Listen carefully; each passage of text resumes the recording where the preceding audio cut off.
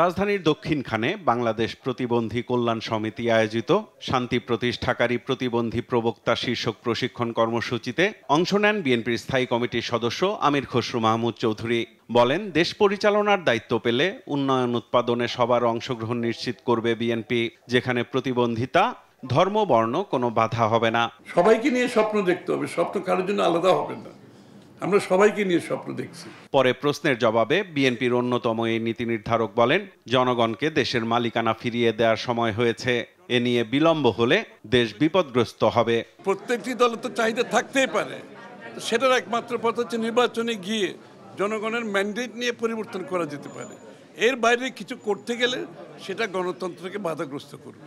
বাংলাদেশের মানুষের বহুদিন পরে মালিকানা ফিরে পাওয়ার যে প্রত্যাশা, ভোটের মাধ্যমে একটা নির্বাচিত সরকার সংসদ গঠন করবে, যেই সরকার সংসদ জনগণকে দায়বদ্ধ থাকবে, সেটা যত বিলম্বিত হবে দেশ তত বেশি বিপদগ্রস্ত হবে। এদিকে রাজধানীর বারিধারায় ক্যান্সার আক্রান্ত হেফাজতে ইসলামের নেতা মাওলানা এনামুল হাসান ফারুকীর সাথে সাক্ষাৎ করে আমরা বিএনপি পরিবার। সংগঠনটির আহ্বায়ক আতিকুর রহমান রুমন অভিযোগ করেন, দেশে কিছু রাজনৈতিক দল ধর্ম বিক্রি করছে।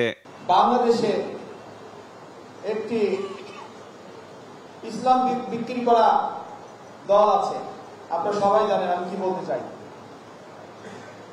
আমি তাদের উদ্দেশ্যে বলতে চাই, যদি ইসলামিক কোন দল থাকে তাহলে বাংলাদেশ জাতীয়তাবাদী দল বিএনপি আছে।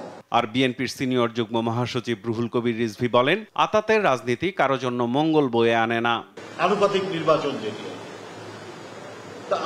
আপনাদের যে এতদিন আন্দোলন গেল, এত কিছু হলো, 16-17 বছর, হ্যাঁ আপনারাও গণতন্ত্রের জন্য আন্দোলন করেছেন, এখানে সমস্ত ইসলামিক রাজনৈতিক দলগুলো সবাই করেছে, আপনারাও করেছেন।